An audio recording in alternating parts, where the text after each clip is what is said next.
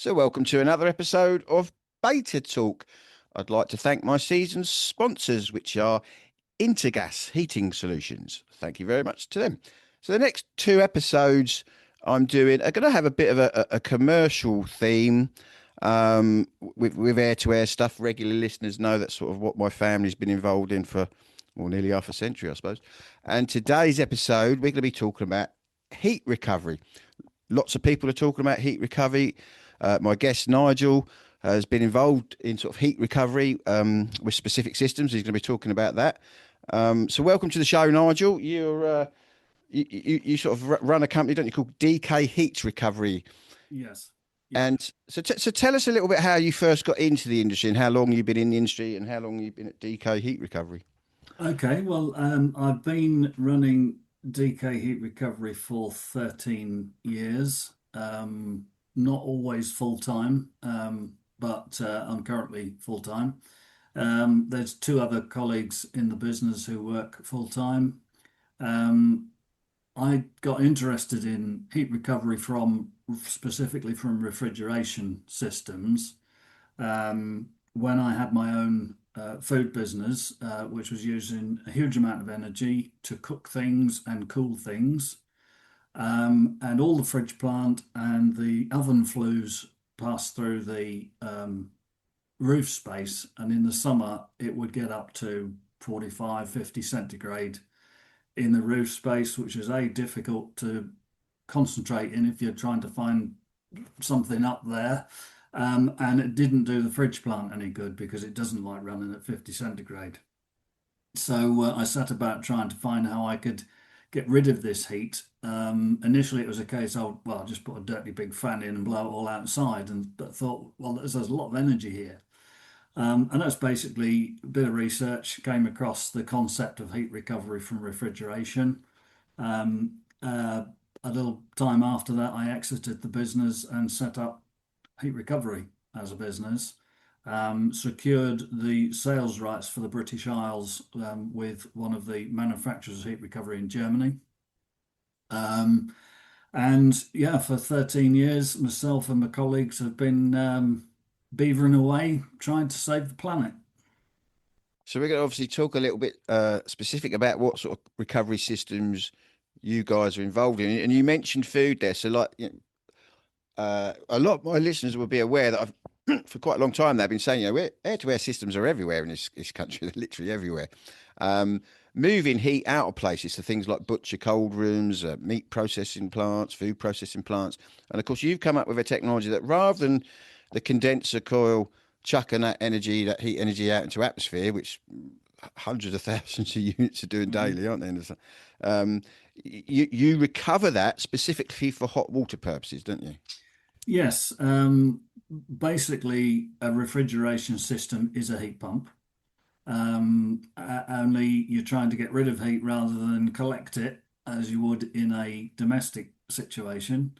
And rather than just blow that heat out into the atmosphere, we intercept that heat whilst it's still in the refrigerant gas, pass it through a heat exchanger, which is immersed in a tank of water.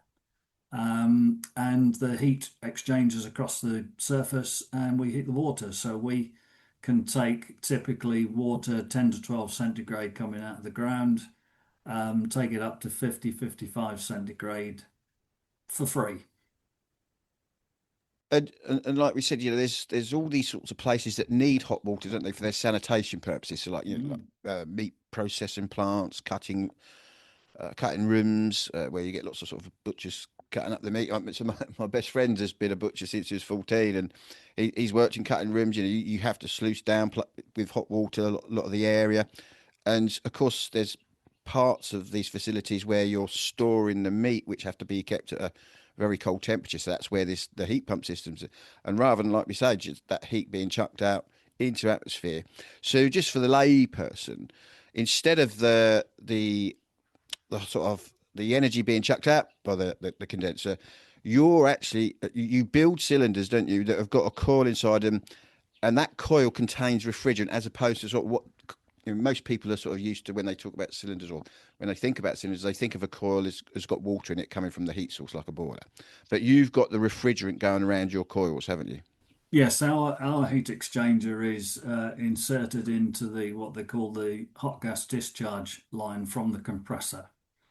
So a typical refrigeration or heat pump cycle, where does it start? It's a chicken and egg situation. But if you start at the compressor, it receives gas, warm gas, from the evaporator, which is the cold bit that blows cold air in the fridge. It receives that warmed gas, compresses it, and in the process of compressing it, it absorbs more heat. And so you end up with hot gas, typically 80, 90 centigrade, or if you're on, for example, CO2 refrigerant, might be 110, 120 centigrade. We intercept that, divert it into our heat exchanger, take the heat out of it, put it back into the line where it came out of.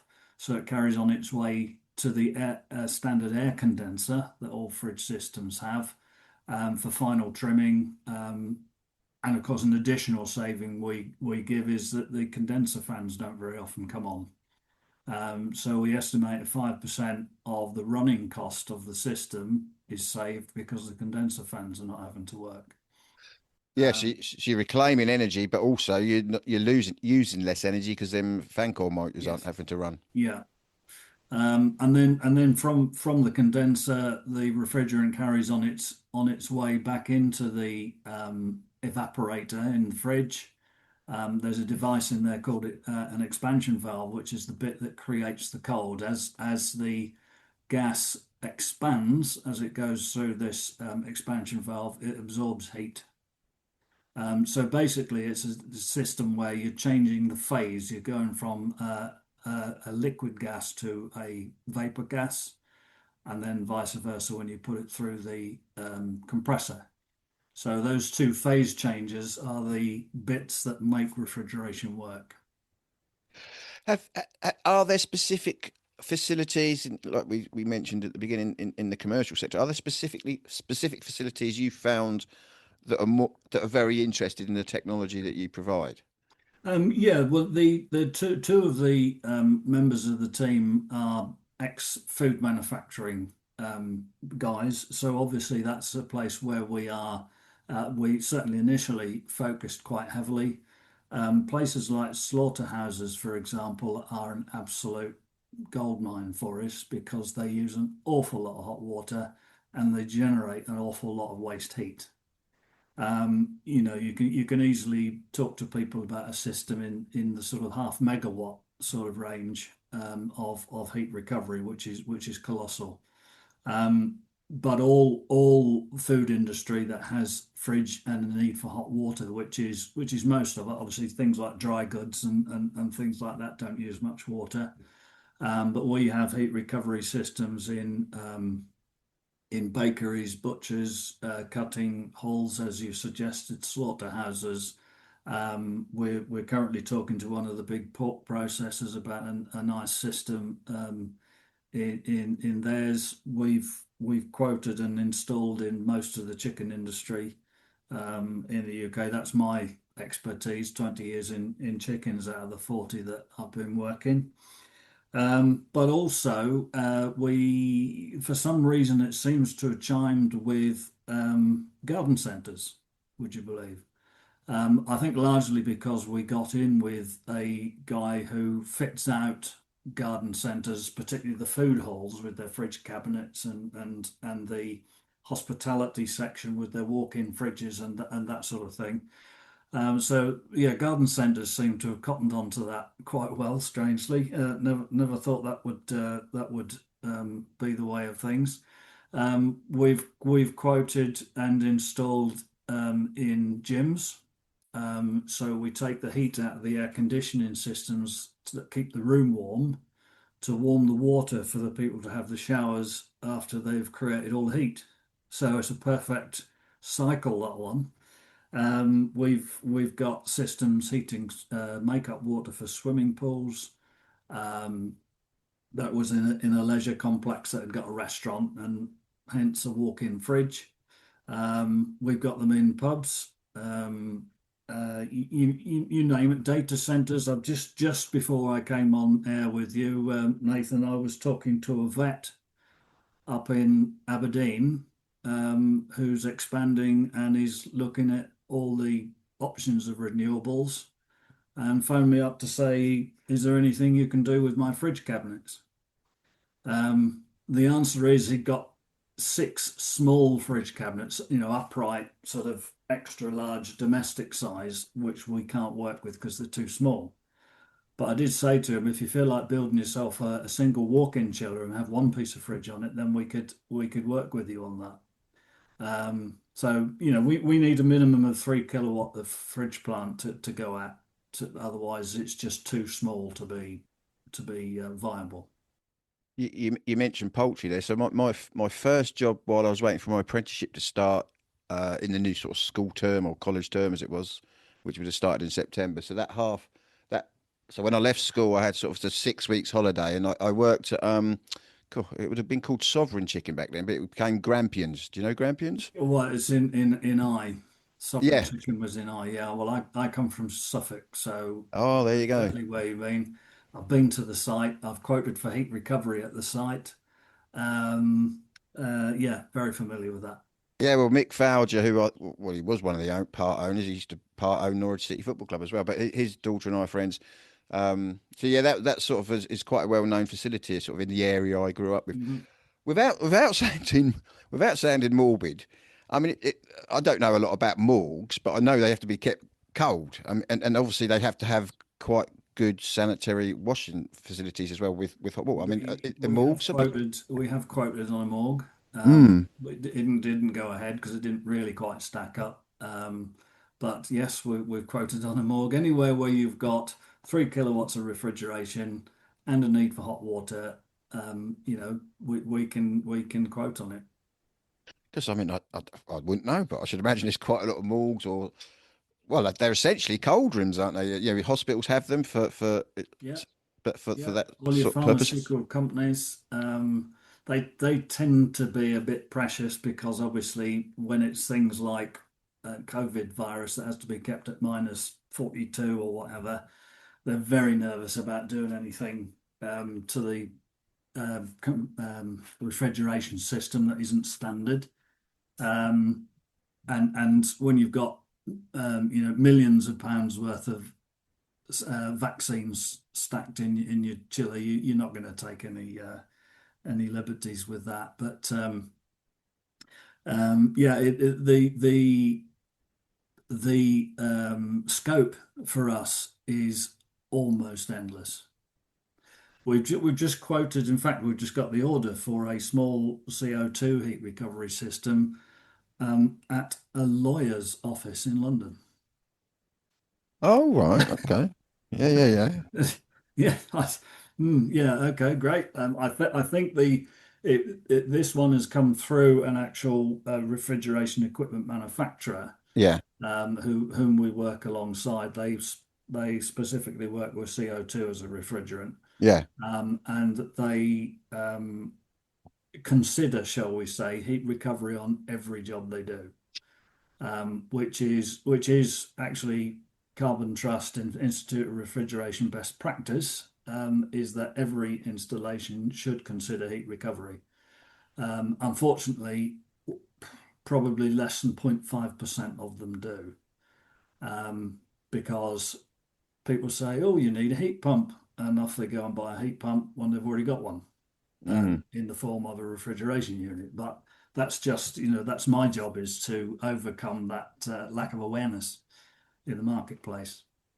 Very Uh, interesting you said about the gyms because it makes natural sense. Obviously, lots of people will want to have a shower at a gym. Some people go there just for their showers. I've done that in the past, back in the day when I was younger. But all that body heat, basically, you've got people exercising. Body heat is being extracted basically out of the facility and usually is being blown outside. Whereas this is a great way of recovering all that body heat energy. We're talking about well, if your exercise is over 100 watts per person, you can add up. If you've got a big gym, so that's a fantastic little little thing, Yeah, isn't it? well, the I was just looking at one actually because I've got a contact, a friend in the industry who is an energy auditor, and he was asking me about gyms and swimming pools because he's got a client who's got a gym and a swimming pool.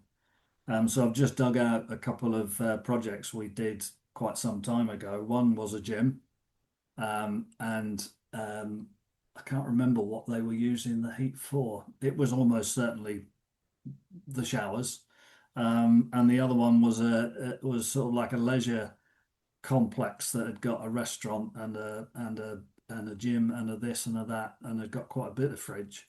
And we put that on the makeup water for their swimming pool. So the makeup water, as it evaporated, went the makeup water went in at 40 centigrade or whatever it was to save energy heating the water.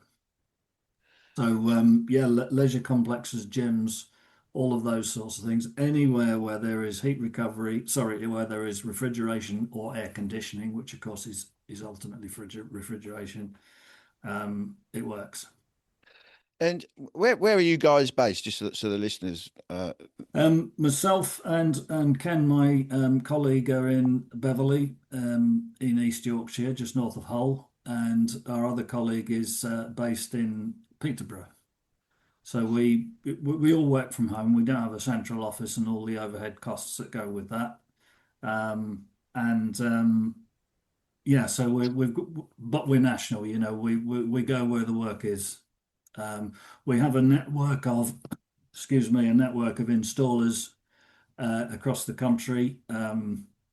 The sort of coordinating, shall we say, main one is in Norwich, so not too far from Suffolk Sovereign Chicken, um, as was. And yeah, so we don't do any installation. We do the project design, marketing, sales, project design, and then we pass the project on to be installed by a qualified fridge contractor.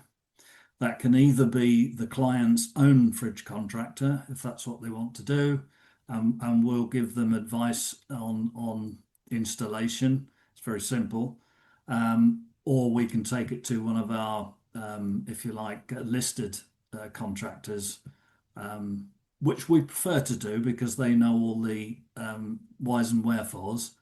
Um, but another concept that we're sort of doing a soft launch on at the moment, we've called Heathog. What we've found was on the smaller systems, we can do an awful lot of work to sell a system that makes us 500 quid.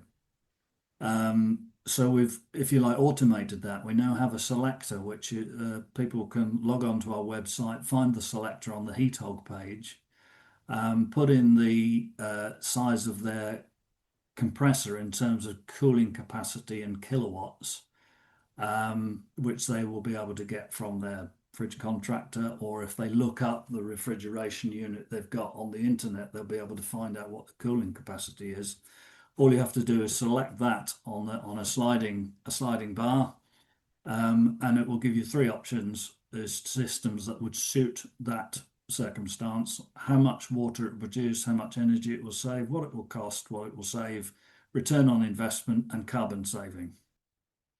Have you found? Because obviously, as you would know, we're all living in a world now where well, you and I have been in the industry quite a long time. You know, no one was really talking about heating or refrigeration systems if you go back sort of 10, 15 years, but the whole world seems to be talking about now because obviously it's part of decarbonisation. Yeah. Have you found that people are more interested in your technology, over the recent years? Oh, without doubt, yeah. The what we found is initially the people that were most interested was the end user. But we did have for quite a long time a lot of trouble getting past the fridge contractor because the fridge contractor, oh, crikey, that's different. I don't like doing different. And that's why we've created this network of contractors who have put a system in because they have already overcome all of their concerns and what have you.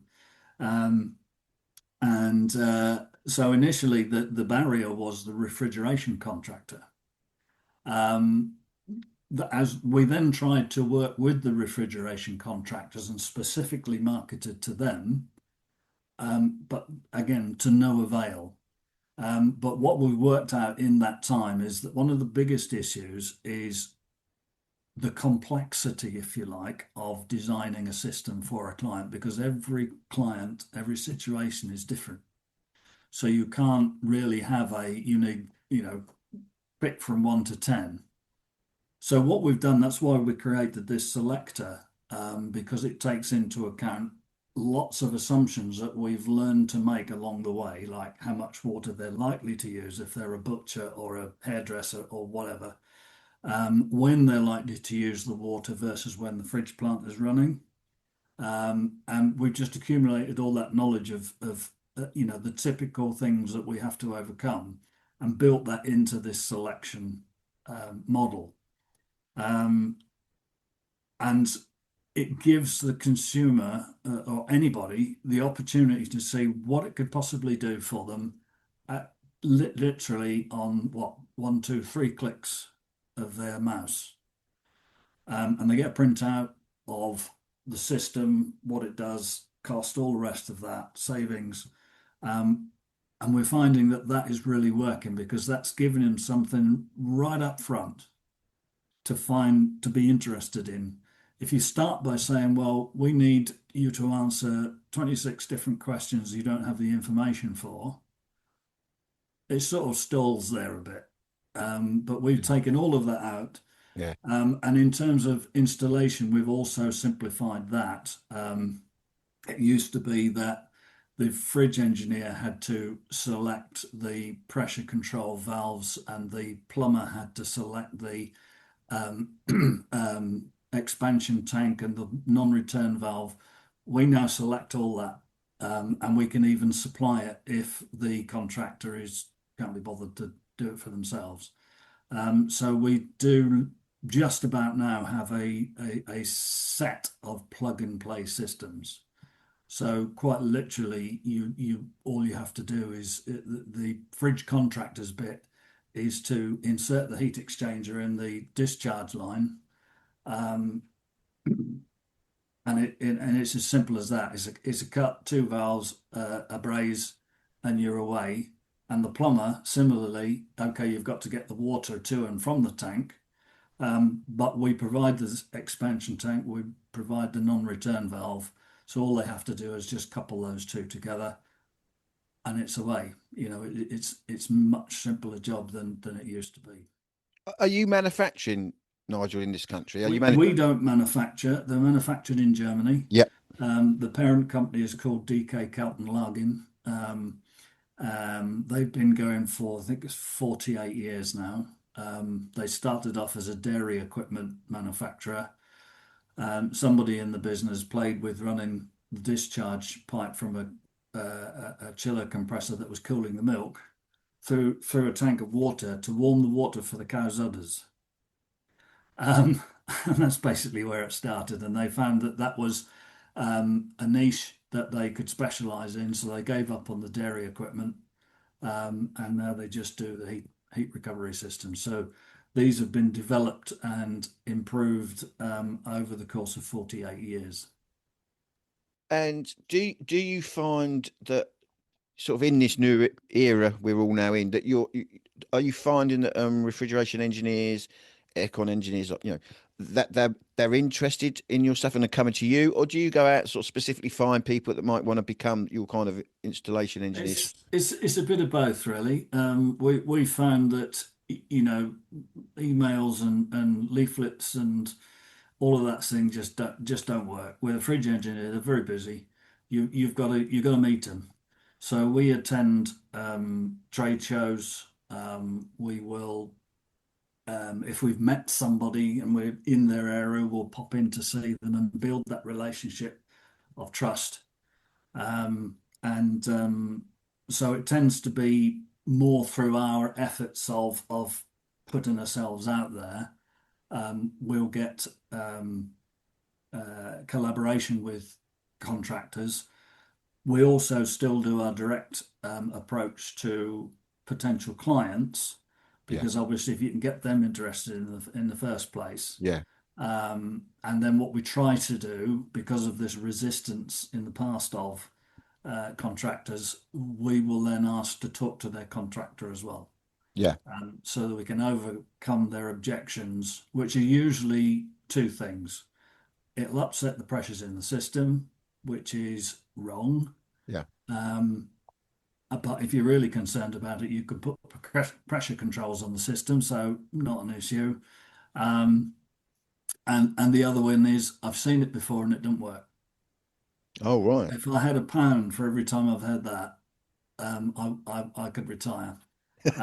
Because there've been so many efforts at doing heat recovery from fridge that I don't think any of them didn't work, but many of them weren't as good as the end user wanted them to be. Even ours, we do have some projects that don't quite work out, and the most of those because the end user has underestimated the amount of hot water they use.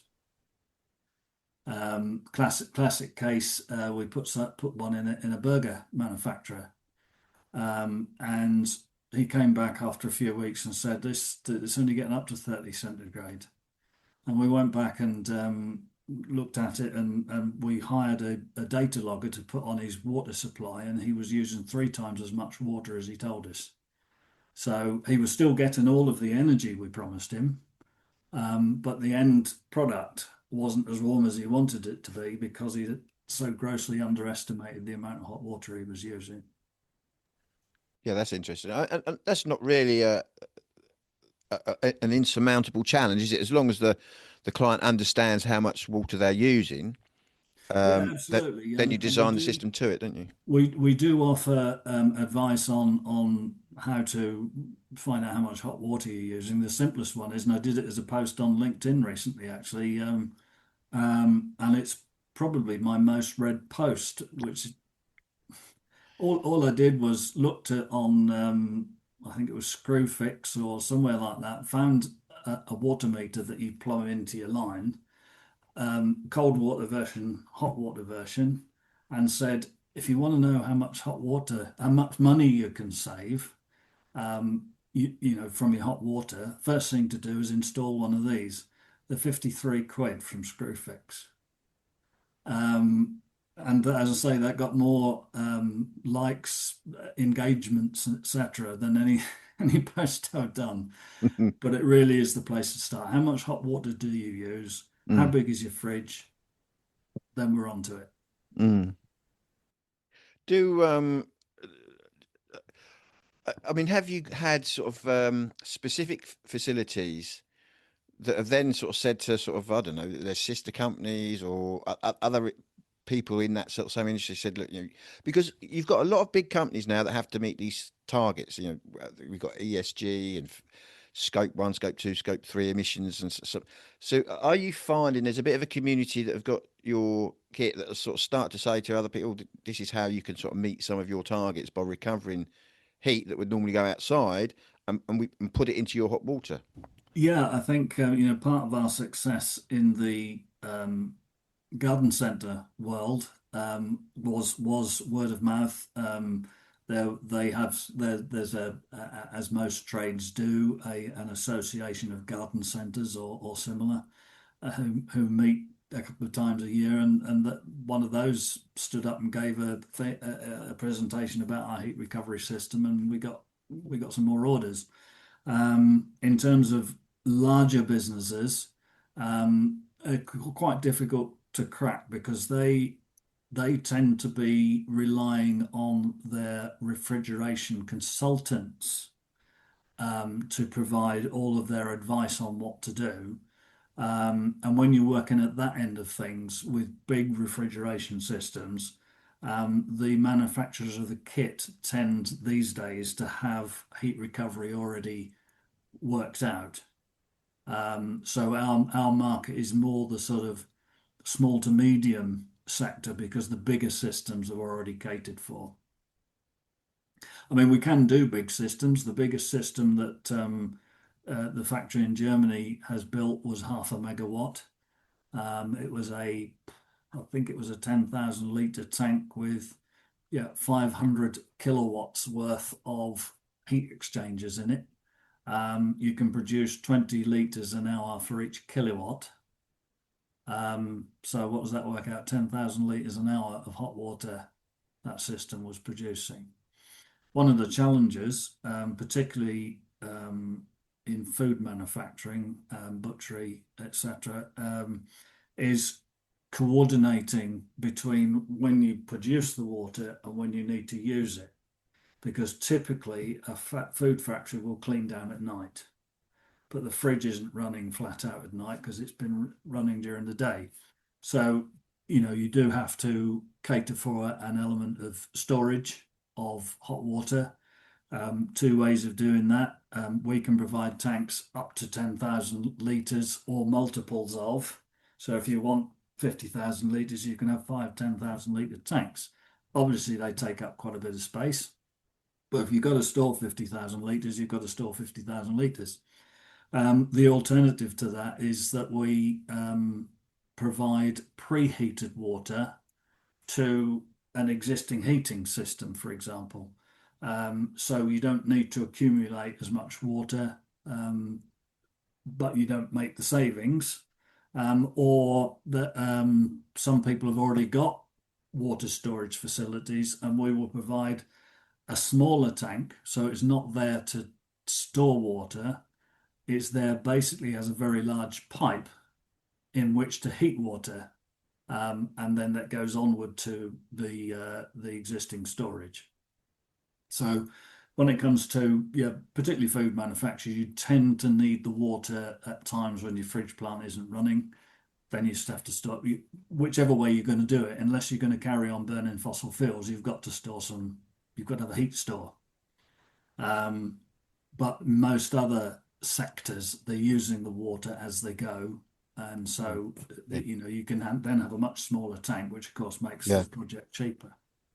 And what? Because one of the reasons I asked the sort of question, because I think one of the issues I see a lot of other people see is there's a lack of awareness of the kit that's available to people, and one of the big puzzle pieces is how do we create that awareness? Was one of the reasons why I've got you on here, because I think your kit's amazing. I think it's a good solution.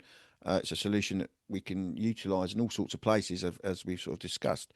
But it's about how do we help people understand this kit is already out there. I mean, as my listeners will know, I've been trying to help people understand that heat pumps aren't new technology. They're literally everywhere. Our whole world runs on vapor compression technology. If someone waved a magic wand tomorrow and said, right, all refrigeration plant, all heat pumps shut down, our world would stop. The whole medicine industry, the whole food industry relies on it. It's literally everywhere. I mean, there's billions of compressors on this planet. So it's about helping people understand that, there's solutions for a lot of the things they're trying to the challenges they're trying to solve. Do you get involved with local authorities? Because local authorities are now having to start to think about their own sort of properties and facilities. For example, I mean, some of them run the leisure centres in their areas as well, don't they? I mean, do local authorities ever approach you and sort of are curious? No, well, we find local authorities pretty difficult to work with, really. Lots of bureaucracy, obviously, and you can spend an awful lot of time talking to them and get nowhere. Because ultimately, what they do is they'll hive the installation of a new whatever off to somebody who's a consultant or a consulting engineer or and they've got their own thing that they do, and usually it doesn't include heat recovery because they're not aware of it. So really, and that's my job with the company is that awareness. I've been trying to tackle the lack of awareness and the fear that fridge contractors have of heat recovery by I've managed to get myself to be, even though I'm not a fridge engineer, I am a member of the Institute of Refrigeration. I've got myself onto their environmental committee, and we had a meeting a couple of weeks ago where we talked. It was a 2 hour meeting about all the environmental aspects of refrigeration, and we spent at least an hour talking about heat recovery. been invited to do what they call a cool talk. So it's sort of like an online um, presentation about heat recovery, if you like, which anybody can access to learn about it. I've been asked to do a presentation, although I don't think it's really quite our bag, presentation at some building forum, but that's not really where heat recovery from refrigeration works. Um, but I've also we're showing at the Sustainable Food Factory show in Derby on the 11th of June. That's a big step for us to take part in quite a big exhibition. I'm joining the panel for a discussion about not just heat recovery, but refrigeration, heat recovery, heat pumps, all that sort of thing. Um, so yeah, I'm doing quite a lot of stuff to increase that awareness and just get that phrase heat recovery out there. Because whoever you speak to, friends, family, politicians, people like yourself, whoever, they always say it's a no-brainer, and it is a no-brainer. But there are still you've still got hurdles to get over to get it sold. We're selling more now than we ever have done, but it's still such a small fraction of the marketplace that there's still plenty for us to go at. As I said, a lot of the big compressor manufacturers are now coming up with their own heat recovery systems, usually based around a plate heat exchanger, which of course are a lot cheaper than one of our systems, but they don't include storage, whereas ours comes, it is a storage unit in its own right. So they still have to go off and buy a storage unit. And because it's a plate heat exchanger, it doesn't comply. There's a piece of legislation called BS 1717, which basically says if you're bringing refrigerant into close proximity to potable water, you have to have two things. One is two barriers between the fridge and the water, so two layers of copper, for example, which is what our system is, and you need leak detection. I'm not aware of any plate heat exchangers that have leak detection on them. You can get double walled, fully welded plate heat exchangers, but not many people know that. So if you do use a heat exchanger to collect your heat, at the other end of it, when you want to use that heat, you have to have another heat exchanger to then pass that heat on as a potable water solution. Fine if all you're doing is space heating, but if you want water for food use, so potable water, even water going into toilets is usually potable. Um, you have to have these two barriers, so you have to have two heat exchangers. They're not as efficient as ours, and you've got two of them, so you end up not getting as much energy for your buck as we can with ours. Um, as I say, there's lots of people coming up with their own systems, but as you said, if you think of how many systems there are in existence and the life expectancy of a piece of fridge plant is at least 10 years, and there are plenty of systems out there that are 30 years plus still running, we can retrofit to all of them. So just because your plant is 10 years old doesn't mean to say you can't, because paybacks are usually, I won't say always 2 years, but typically we're looking at 12 to 36 months max. If you get a batch above that, well, the customer's not going to go for it. We've just quoted on one. We've quoted on one that was a big one. That was 143 days to recover the cost of the system, but they decided that because they were using heavy oil to heat their water, it was a large dairy, and they decided to spend money on having a gas main put in instead. Oh, oh dear. Oh, So their driver was cost, not um, carbon. so it's one of the questions you were talking about. You're a member of the IOR.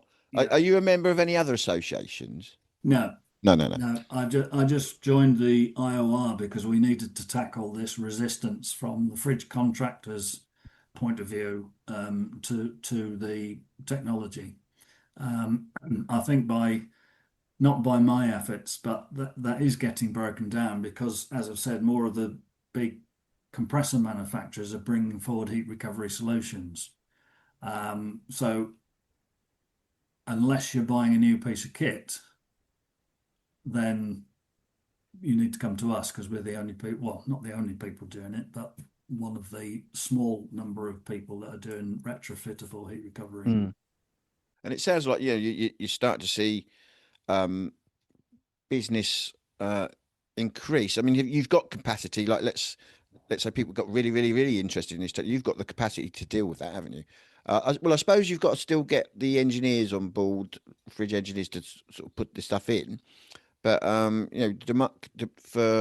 the supply chain, you can get the equipment very quickly, can't you? Yeah, I mean, as I say, the decal cal these are all manufactured in the factory in Germany, which I've been to a few times. A fascinating process. But basically, they take the raw steel, roll it into a tank, weld it. It then has to go away to be enameled on the inside, and then comes back to the factory and has all the bits attached to it. That they are all they have a stock of the smaller tanks, so 120, 200, 300. They have a stock of those because they're the most common sizes.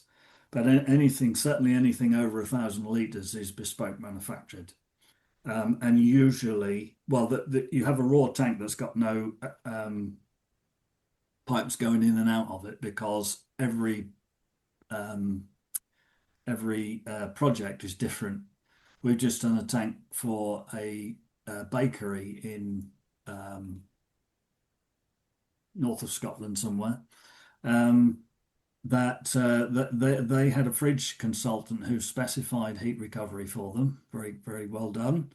But gave them plate heat exchangers, and then didn't know what to do to accumulate the hot water after that because they had this offset where the fridge was on when they weren't using the heat. What they actually needed the heat for was for the provers. Yeah. So he was specifying a glycol system to carry the heat to the provers, but had no way of accumulating enough heat in a heat store to deliver it. So we didn't actually get to sell any heat recovery. We just sold a heat store. And quite a complex one because it got 21 inputs and outputs on it.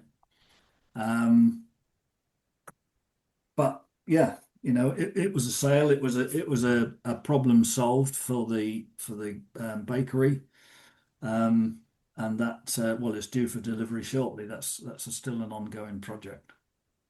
Before I forget, there's the last guest on the show is my friend Michael Stain, who runs the Installer Show. But there's a new show starting in November called Elemental. It'll be London in London, and that's designed to attract sort of different entities. So obviously the Installer Show originally was designed to sort of attract plumbing and heating engineers and the manufacturers. It's grown since then, and lots of other people will go. I'm doing a talk there for local authorities, but the Elemental Show might actually be good for you guys because there'll be fridgy people going to that. Government go to it who are, in the energy department that the civil servants working in there, they're very interested in all this waste heat recovery because that they actually get it. There's a lot of waste going on. I mean, if you look at every sort of city in this country, I think they're called what are they called heat islands, aren't they? Because Heat islands, yeah, we're chucking out so much. I don't think people realise how much energy we chuck out in the city. It's yeah, astronomical, really, isn't yeah. it? It's phenomenal. I mean, if you think of um, the old electric fires with the 1 kilowatt bar.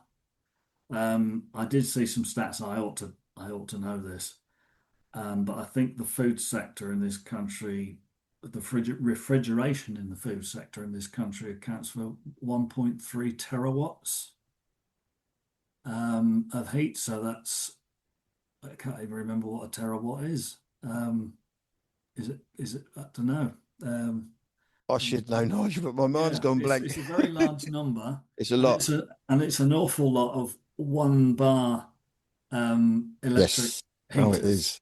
Yeah. Because one bar electric heater, as we knew them when we were younger, would heat your front room quite Yeah. happily, wouldn't it? I can And still your remember the bathroom even. smell when my great uncle used to switch his one on. Yeah, with the dust on it and Yeah, they used to the have a very dust. distinct Yeah. smell. And as a kid, Well, if you think of 1.3 tera heating bars going, it's a phenomenal amount of heat, mm, and and, and, that's and, all being chucked out into the atmosphere. and of course, we're a society now that uses lots of hot water because you don't have to go back that many generations in human societies where we didn't use hot water. I mean, Oh, I you know, still remember having a bath in a half-sized tin bath. yeah, yeah. I mean, I In didn't do the that. I in the did have the sitting bath in room the in front of kitchen the fire. sink when I was a toddler. My mum would bath, Yeah, but we didn't grow up. You grew up flannel washing, and it was you only had the bath after football, and we all had to, all us brothers had to get in it bloody together, and it was cold before you knew it. But yeah, I mean, hot water is so ubiquitous now. I mean, I don't think people realise how kind of a new thing that is in human society. That the amount of hot water we actually mm. use now is astronomical, and of course, if we can actually like your solution is basically giving us free hot water because we need that other type of system, whatever it is, a cold store, whatever, to do its thing. And rather than chucking that energy out, we can then freely invest that into. Yeah. I mean, we refer to it as recycled energy, Mm, mm, um, because we're taking energy that has already been used and is mm, about to be wasted, and we use it again. mm. Um, and then, in theory, I mean, I've had been involved in numbers of projects. We looked at taking the heat from the effluent system from a poultry factory. So the water coming out of the factory was just over 20, I think it was 22 centigrade. And we're talking tens of thousands of litres a day. All went through the effluent plant. Effluent plants produce energy, produce heat themselves. The bacteria produce heat. Typically, effluent going into an effluent plant and coming out, there's a difference of 5 to 10 degrees centigrade, depending on the time of year. And we quoted on it was basically a ground source heat pump system to take all the heat out of this effluent. They were using oil as their heat energy source. 850,000 quid a year they were using of heating oil. Um, and for 1.2 million, we could get all that heat for them. And once again, what did they do? Put in a gas main. The trouble is these big users get their gas so cheap. I think at the time Right, they were getting their gas for 1.7 pence. right. Um, so anyway, there you go. And it's also this fear of the unknown as well. I think with a Yes, lot of people, isn't it? yes. Gas pipelines and gas burners are known technology. Mm, Um, Anything else sounds a bit risky. So yeah, it's a shame. I mean, you know, if I went back now, they might bite. But of course, they will have already worked on there because they've got a huge, huge fridge plant. And that'll all almost certainly have been changed to ammonia because that's the way people with huge fridge plants are going. All moved away from ammonia to R22 20 years ago, yeah, and now they're going back to ammonia yeah. because it's has no GWP. Mm. So, and some of the cores you manufacture are capable of CO2, aren't they? As a refrigerant. Have I got that Yeah, right? Yeah. our systems will cater with CO2. Mm. We as a broader business across Europe, have installed well over 1,000 CO2 systems now, mostly in the retail sector. Retail sector tends to be taking up CO2 as their preferred solution because it's not explosive. Um, and some of them are using CO2 refrigerant and glycol to take the cold into and out of the store. What we've developed, or what our parent company have developed in Germany with a chain of medium-sized supermarkets called Edeka, They've developed a heating and cooling solution that looks after the store. Basically, they use the heat from the refrigeration to provide whatever hot water or heating they need around the job. And in the summer, because the reverse of heat recovery, of course, is generation of cold. Um, so we do water chillers as well. So their system becomes a water chiller in the summer to keep the store cool, and a heater in the winter. Sorry, the other way around. Yeah, sorry, heater in the winter to keep it warm. And that's all based on CO2. Well, Nigel, it sounds all very exciting. I mean, I think the positive thing is people are starting to chat more about this type of thing, aren't they? And the awareness isn't there, as we know, as we've just discussed. The awareness isn't quite there yet, but it's getting there, isn't it? And It is, and what we're seeing is a lot more willingness to collaborate. mm, So yes, we can say there you go. There's a heat recovery system. Jobs are good, but we're now working with end users who want to integrate heat recovery into a bigger solution.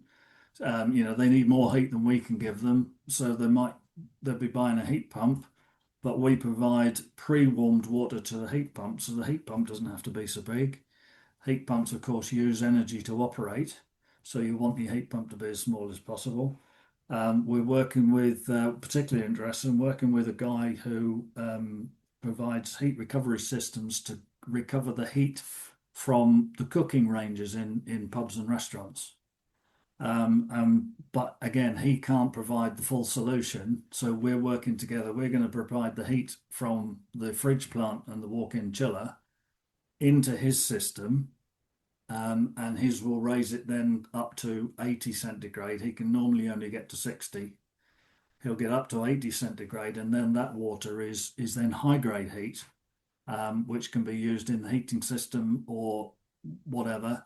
And of course, our system, our capabilities, we can also provide the thermal store to contain that heat until it's required and distributed elsewhere. So that's quite an interesting development. We're hoping to. We've both got individually got systems in a big chain of pubs, and what we're now talking to that chain of pubs about is integrating the two systems to be part of their overall solution, because there isn't one solution that achieves everything.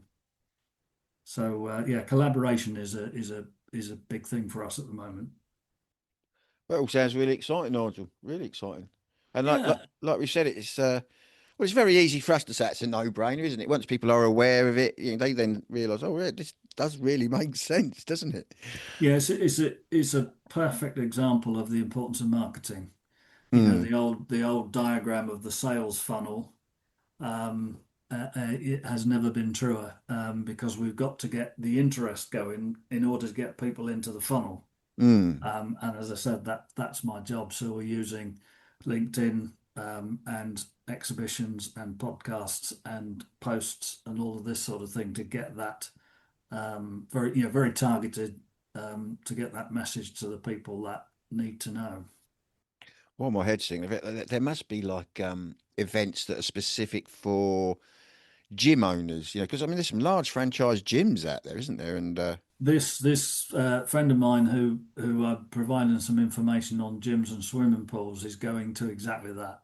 yeah, It is some sort of a trade show to do with the leisure and gym sector. yeah. Yeah, I like the sound of that. Nigel, it's been a pleasure chatting to you, buddy, and keep up the good work. You're doing some good work. Like I say, it's one of them things that exists in our sector that is just a no-brainer, and it's always a shame that not many more people are aware of it. But we're getting there. I think we're getting there. Absolutely, it's definitely on the up, and it's certainly proving its worth. Um, and we'll get in some niches we never knew existed. It's a pleasure having you on, Nigel. You have a great rest of the day, buddy. And you, Nathan, thanks a lot. Thank you, bud. Cheers now, bye bye.